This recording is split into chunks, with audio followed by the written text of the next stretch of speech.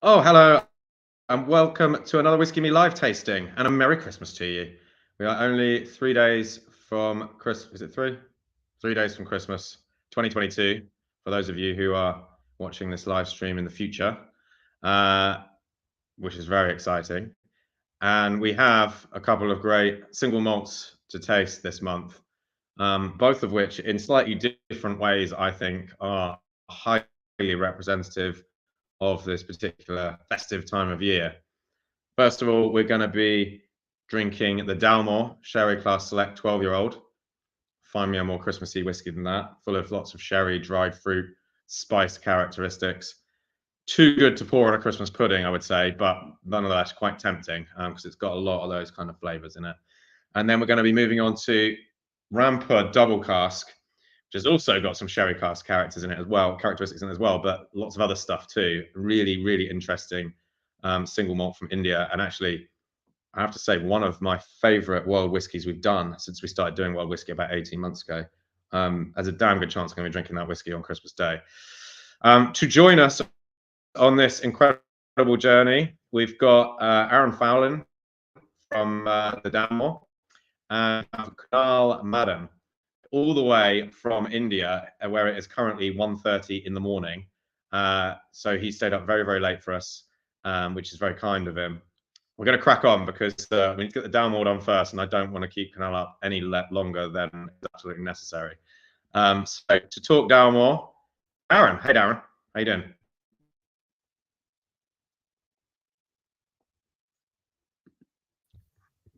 How are you? You're right. Hey, Aaryn, can you hear me? Yeah, gotcha. Yeah, good. We got a slight delay on this line. Looks like good, it. Yeah. cool. Put another how? Yeah, we might have a little bit of lag. Okay, we'll just work with it and get some pauses at the end of statements to allow each other to come back. Cool. Well, look, thanks so much for joining us. I'm super excited because this is the first time in just over 5 years of Whiskey Me that we've managed to get the Dalmore into our members' hands. It's quite exciting, and because it's a distillery that kind of has a lot of prestige these days. And I think it's nice that we've been trusted with sending this liquid out to all of our members.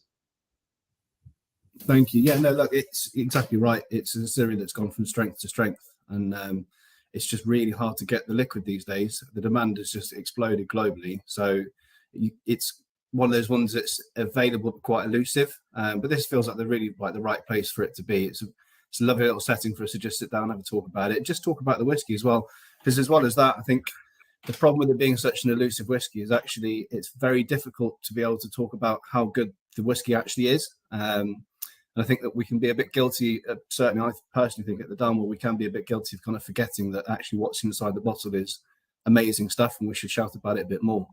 So yeah, I'm really looking forward to it. Yeah, indeed. I think Dalmore whiskey, I think I wrote this in our blog post or perhaps on the supporting material we sent out. For me, it's one of the few non-peated distilleries in Scotland where I can nose or taste a glass and have a reasonable chance of identifying it as the Dalmore. And of course, there's lots of whiskey people who like to believe that they can identify distilleries by nosing and tasting, but it's incredibly difficult to do accurately. But there's something about Dalmore, and I think it's probably a liberal use of sherry casks, but maybe it's a distillation thing as well and other production elements that if you don't pick it out when someone tells you it's the Dalmore, you go, oh yeah, okay, yeah, I get that, and you're not bullshitting when you say that either. Yeah. 100%. Our house style, our tasting note is always dark chocolate and marmalade, and it comes from the New Make Spirit. So it all goes back to the very beginning. So we've been going since 1839, but it was 1868 when the Mackenzie brothers joined us. And that's where we get the stag from, the Royal Stag. So which is what's on the front of all of our bottles, this lovely 12-pointed stag we have here. And the stills that we have there, they're all kind of different sizes. Some of them are flat tops, and we've got boilables, there's reflux going on. So actually our New Make Spirit is really robust. It's a very, very characterful New Make. I've been drinking whiskey for many, many years and tried many different styles of whiskey and brands of whiskey. And yeah, you're 100% right. Dalmore, probably Lefroy, are probably one of the two whiskies that you could instantly go, I'm pretty sure I know what that is just by nosing it. And it's for me, it's the fact that the spirit that we have is just so chunky that actually that lovely marmalade note converts really well with the sherry. I mean, we'll talk about it a bit further on about the style of sherry we're using here, but you're 100% right. Scotch and sherry, best of friends. And Dalmore, we use a very particular sherry producer as well. So there's a real DNA which actually goes all the way back to the 1900s as well. So it's, a Dalmore is an unmistakably Dalmore. And yeah, because sherry casks, you see it a lot now with finishing and some full-term sherry maturation as well. But I think certain whiskies don't necessarily lend themselves well to it. If you have quite a light new make character, something delicate, floral, subtly fruity or grassy even, and then you throw a sherry cask at it, it can just totally snuff out that distillery characteristic, and you end up with something that just kind of tastes like sherry, and really the distillery is by the by, because all of that has kind of been lost. So it's interesting what you say about the stills, and yeah, that's right. I remember the flat top still, which is quite unusual, creating that robust character, because like you said, you need something that's going to stand up to the sherry cask. Yeah, in fact, that's kind of the characteristic really of Dalmore. There are a few distilleries in Scotland that I've tried where I could say genuinely they've got the stocks and they've got the robust spirit that can really take aging. So obviously Dalmore will be one of them. Another would be Glenlivet, Macallan, Balvenie, Glenfarclas. Each of them relatively, relatively different in style, but each one of those respective malts, actually, their new make can withstand long aging in barrel. You don't lose the essence of the spirit; it doesn't get lost in the aging process. And Dalmore's one of those whiskies for me that just it will take super long aging. In fact, we've got some really, really old Dalmores, and again, that comes back to only a couple of the distilleries that can have that library of stock that again still tastes like a whiskey after 50, 60 years or so. It's really amazing stuff. Yeah, so talk to me about the old stuff, because I know there's been some like really high age statement releases in the last few years, and obviously some very, very high price tags going with it, and world records broken in the process, which all put together kind of means that I think for some people, Dalmore's got this reputation for being, uber luxury, perhaps even like unattainable for certain people, despite the fact there are, of course, lower age statement, lower price point products. It's got this sort of elusiveness to it, almost like, holy crap, what's that Dalmore going to sell for now? How is that? How's that evolution come about? Because I think back in the 80s or 90s, it was only 12-year-old Dalmore, right? And now all of a sudden we've got these kind of really older stuff. So how's that evolution taken place, and how have Dalmore managed to sort of take such a large chunk of that luxury market? So it all started off about 4 or 5 years ago. In fact, actually 2 years ago, Richard Patterson is our master distiller. I mean, if you don't know Richard Patterson, just Google him and you'll find YouTube videos. He's been an ambassador for not just Dalmore, but for the whiskey industry since the 70s. So he's not long celebrated his 50th year in the industry himself, which is an amazing achievement. And almost all of that at White and Mackay as well, which is phenomenal. So about 4 or 5 years ago, we kind of realized that there was why not achieve something entirely unachievable? Why not do something that no one's ever done? And again, that comes back to Richard. Like you say, we only used to have that 12-year-old, and that was all we had. And that kind of the flavour profile is, again, that classic Scotch and sherry. But then Richard started experimenting with different cask finishes. And actually, we realised that I think it's our 35-year-olds finished in like a 1968 Colheita port. But you wouldn't normally think of, your brain wouldn't think of, I'll have an old whiskey that will go in like an old port barrel to finish it off. And particularly a Colheita port as well is in its own right a weird little finish to go off to for as well. And I think it was just, we realised that we had this depth, this treasure trove of stock that was there effectively, which I think it's been a long time coming for people to realise that Dalmore really should be up in the upper echelons with this super uber luxury. But at the same time, we need to remember that, we've got this, like you say, these attainable 12-year-old, 15-year-old, 18-year-olds that you can sip and enjoy at home. But the evolution of I think it was 2020, we had the Decades that was released. That was when I joined White and Mackay. And that was it was a set. There was only a couple of sets of 6 whiskies, literally of 6 decades worth, going all the way back to the 50s. Incredible stuff. And it's just gone from strength to strength. There's appetite at that end of the spectrum. So, we've fulfilled our goal to play in that space effectively. But I think, again, we need to make sure that we've got some of this more accessible stuff as well. Yeah, sure. So speaking about more accessible, the 12 sherry cask, is it 12 sherry cask select? You've got to get the words in the right. Sherry cask select 12-year-old, yeah. So this, we were just talking for, sorry, this is not the standard Dalmore 12-year-old, though the bottles look pretty much identical at the moment. You have to kind of squint your eyes a little bit to tell the difference. Unfortunate, you need to get your reading glasses out. There are some telltale signs. This is at 43% rather than 40, and it does say sherry cask select across the top. But there will be a redesign rolling out next year, so it will look markedly different, so you can tell the difference. And for me, it's night and day. The way the whiskey is night and day, the difference. So the standard 12, what we do is we have 8 years in bourbon, 4 years in sherry. But what we do is we do what's called a partial finish. So we'll siphon off a third or thereabouts, and that will go off into sherry, and that will finish off in Oloroso. So Oloroso is what again, part of the DNA of Dalmore. So we use Gonzalez Bias, and we've been using them since early 1900s, as I was saying earlier on. In fact, they're only, as a bodega, they're only 4 years older than the Dalmore distillery, which I think is really cool. 5th generation family run, and Mackenzie's were 5th generation family run until eventually it came into the White and Mackay fold back in the 60s.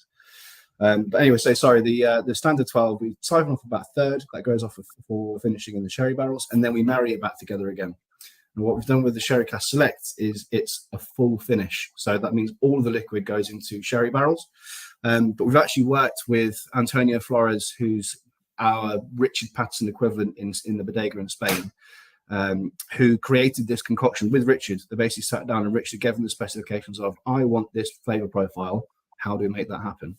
And so they created this blend effectively of an Oloroso, which, if you know your sherry styles, sort of like nutty, fig rolls, stewed fruits, candied, that kind of thing, and then Pedro Jimenez, which is super duper sweet, like a syrup almost.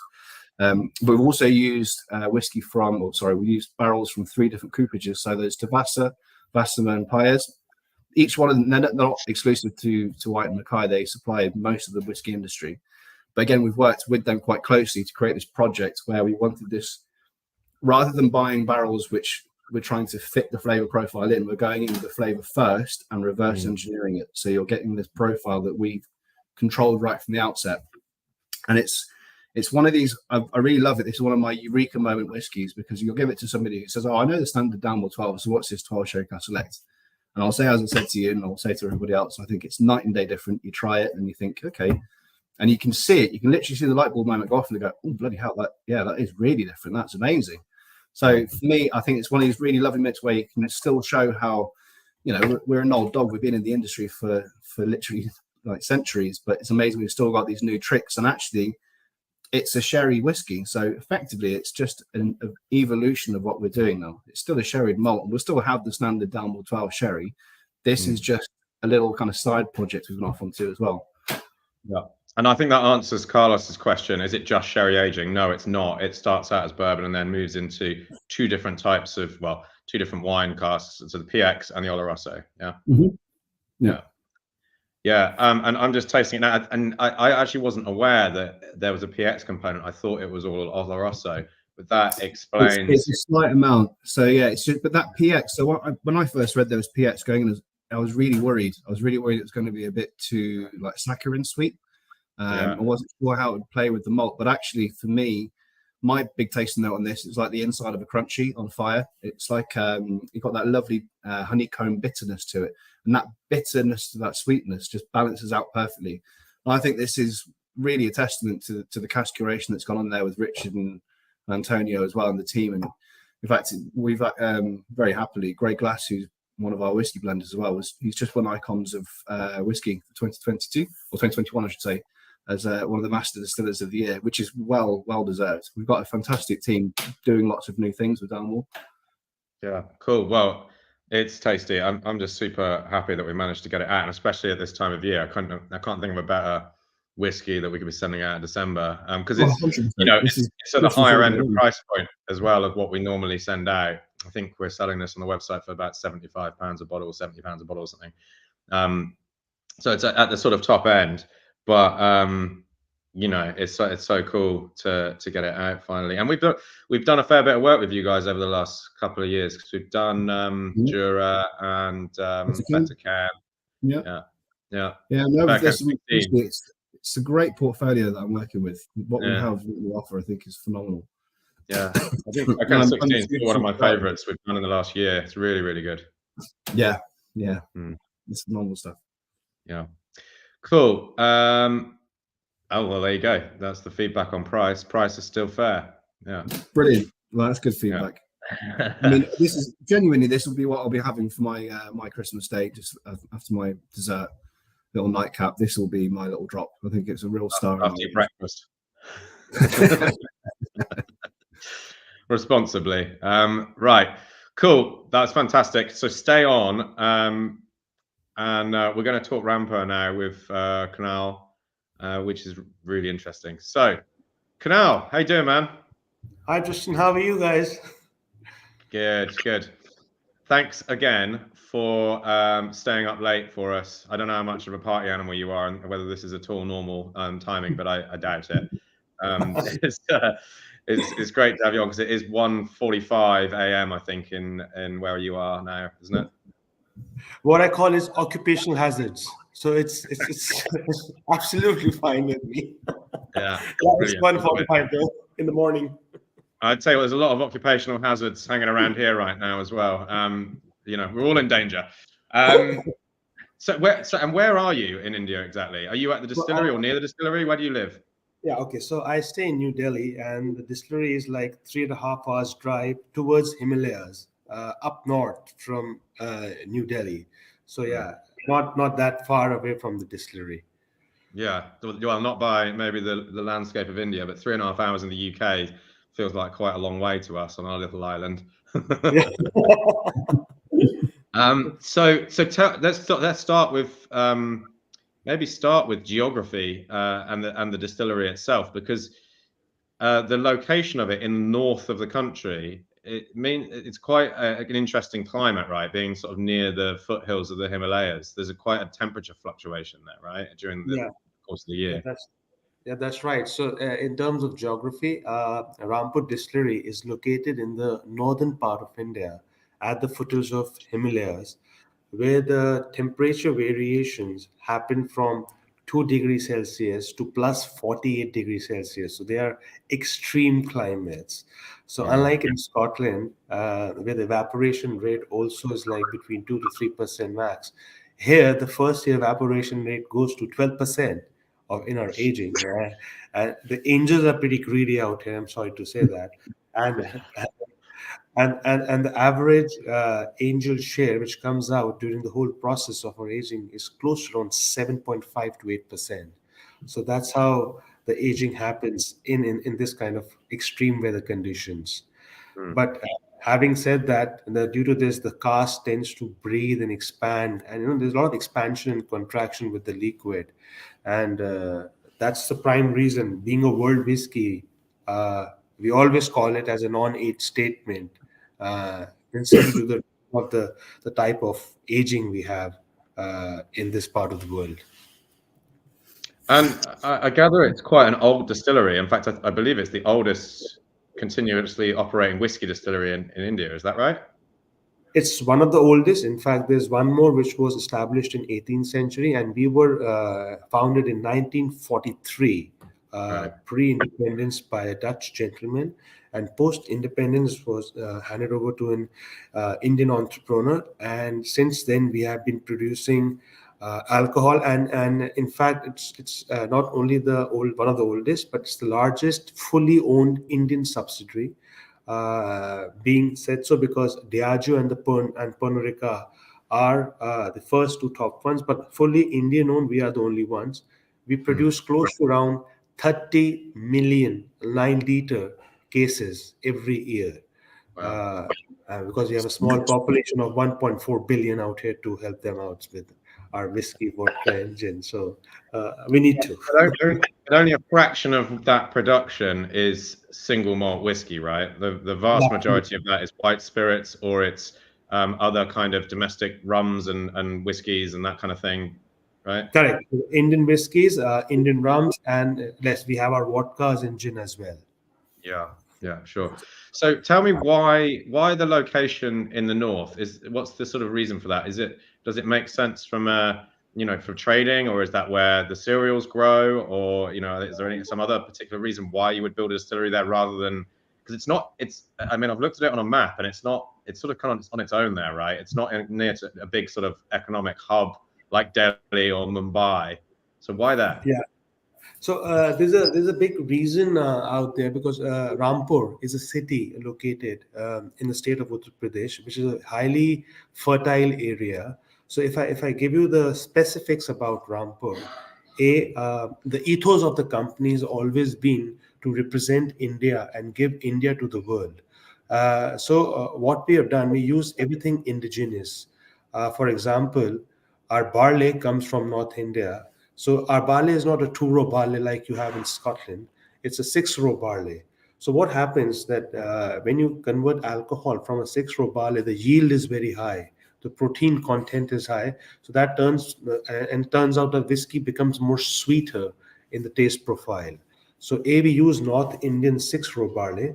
Then we happen to be at the foothills of Himalaya. So we have access to Himalayan groundwater. That's another thing we use. And third, as I mentioned you earlier also, the weather conditions, which varies from 2 to 48 degrees Celsius. And having said that, putting together all these things make our whiskey a very unique character, a very easy going, very fruity, very, very floral kind of a whiskey. So when you happen to taste Rampur, and when you nose it, you will automatically have that sweetiness, that fruitiness, and floral character as soon as you start nosing it. I honestly think it's fantastic.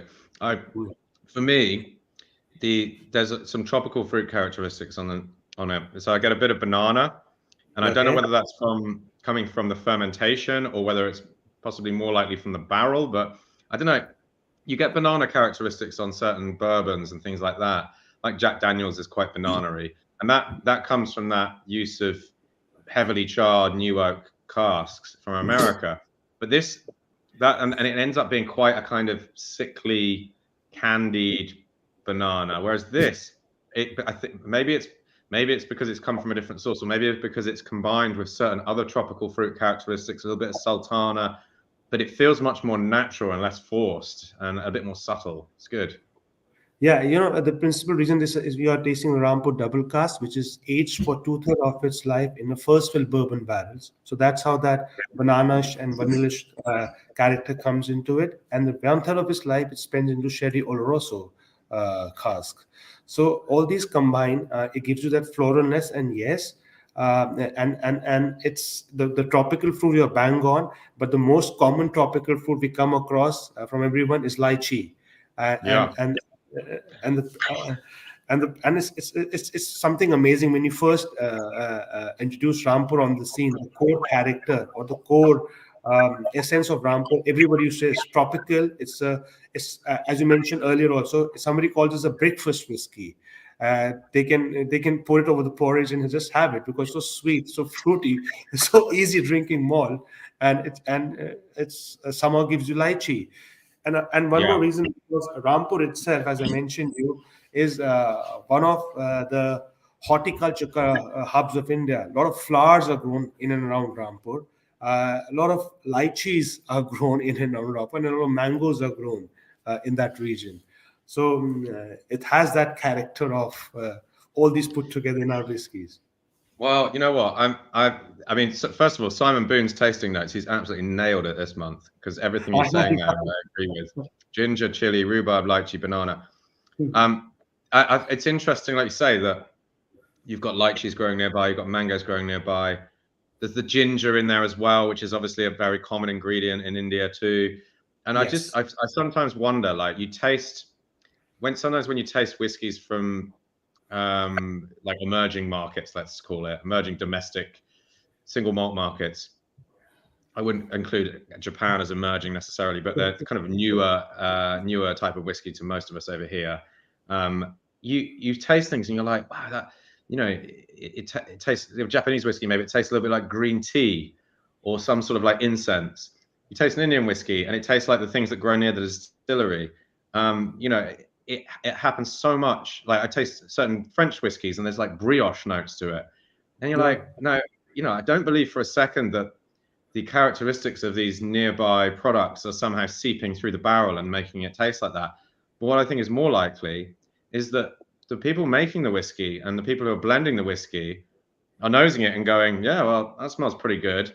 And of course, they're influenced by the things that they see every day and they eat every day and they drink every day. And that penetrates into the flavor of the finished product. And so what a fascinating spirit it is that we can taste the sort of flavor of every culture and location, in the form of whiskey, just distilled down from the barley that's grown there, but also from the experiences of the people that are making it. Absolutely, well said. In fact, you're right, absolutely bang on. A master distiller and master blender, Anup Barik. So he's obviously grown up there. So as you rightly said, you tend to get attached yourself to the smells and the culture in and around you, and that's what you're looking into your whiskey, how they're blending it, how they're going for maturation, and it's amazing. And this is how the whiskey turns out to be finally. And our conscious effort always have been to give the real India to the world. For example, I'll just give you two examples. Like India doesn't do peat. India doesn't grow peat. So from our distillery, you will never find a peaty whiskies. Whereas other people in India, they kind of blend peat whiskey and with the Indian barley as well. But we never tend to do that. And secondly, next time around, we have another expression which we launched called Rampur Asawa, and that was the first of its own kind in the world. What we've done is that we've aged in the first well bourbon barrels and then finished into an Indian cap soft cask. So that's special boutique winery in west part of India. They make wine for us, and we use those barrels to finish our whiskey, and it's an Indian red wine. Wow, that's cool. That's great. And the barrels themselves, where's the oak coming from? Is there an oak? Does oak grow in India? That's a French oak which they import. They put the wine, and which is Okay, the caps of So and then we use those caps for our aging. Yeah, got you. Maybe you could tell us a little bit more about the Indian whiskey market itself, because there's brands that are obviously getting a bit of traction over here. Rampur, Paul John, Amrut, the three that kind of jumped to mind for me. But how is whiskey in India? Like, what are people drinking? How's imported whiskey sort of valued against some premium domestic whiskies like your own? And the market growing at for produced single malts. Yeah. So just to give you a little bit of landscape of Indian market, I don't know if you know that India is the largest whiskey drinking country in the world. 336 million people love their whiskey out here, and it's not necessary it should be single malt. It's the Indian whiskey which we also make, which is not aged, but it's a mix of caramel and all. That's one part of business. And the premium whiskeys are also now making a lot of foothold, as you mentioned. Right now, you can think of Paul John, Amrut, and Rampur. So the difference is that, as I mentioned, Rampur is the north part of India. Amrut is in the south part of India, where the temperatures are more humid, and then Paul John is in west part of India, where temperatures are more tropical. So, like in Scotland, you have the Speyside, the Lowlands, the Highlands, and the Isles. Likewise, in India, you got three different distilleries in three different regions of India, and they have their own character to it, and they're lovely in their own sense. Apart from that, yes, and there's a huge space for India is not only the largest consumption of Indian whiskies, but also the largest consumers of Scottish whiskies also. So we love our brown spirits, to be honest, both whiskey and rum, and it's only just the beginning, I would say. People are willing to experiment, try new things, and there are more and more Indian distilleries which are coming up making new single malts and producing good quality single malts. I would say just like what the Japanese did, how they bursted onto the scene with their single malts. Now India is next on the map, I believe. Yeah, well, it's exciting, and like I said already, I think it's always interesting to taste whiskies that have a certain fingerprint of their location and their culture, and that's important. I think it's good that we don't just have kind of carbon copies of Scotch whiskey distilleries popping up everywhere trying to make whiskey that tastes exactly the same. I think one of the great things about whiskey, even in Scotland, is that every distillery has a story, and when you understand the richness of that story and the background and the people that make it and the way they make it, you better understand why a spirit tastes that way. And we need to see that in in India and in France and in America and anywhere else that's producing whiskey. I think the Scottish whiskey industry themselves are actually we're quite guilty of that whole mystique and mysticism. We don't really talk about the people that make our whiskies. We're starting to do now. We're starting to realise that actually people are interested in that. Before it was a whiskey in a bottle and you'd be happy to drink it and that was it. And then it kind of went down the whole mystical, it's an art form. We don't really talk about how it happens, that kind of thing. But actually, I think since world whiskey has now started to come into the market, and we've realised that actually people are interested in finding out why it does taste like that and where it's from. And if I get that flavour, that's probably because of this process or that particular profile or things like this. I think now the Scotch whiskey industry has had a bit of a wake-up call, and we're also starting to think, actually, we've got a bit of a story we should tell as well.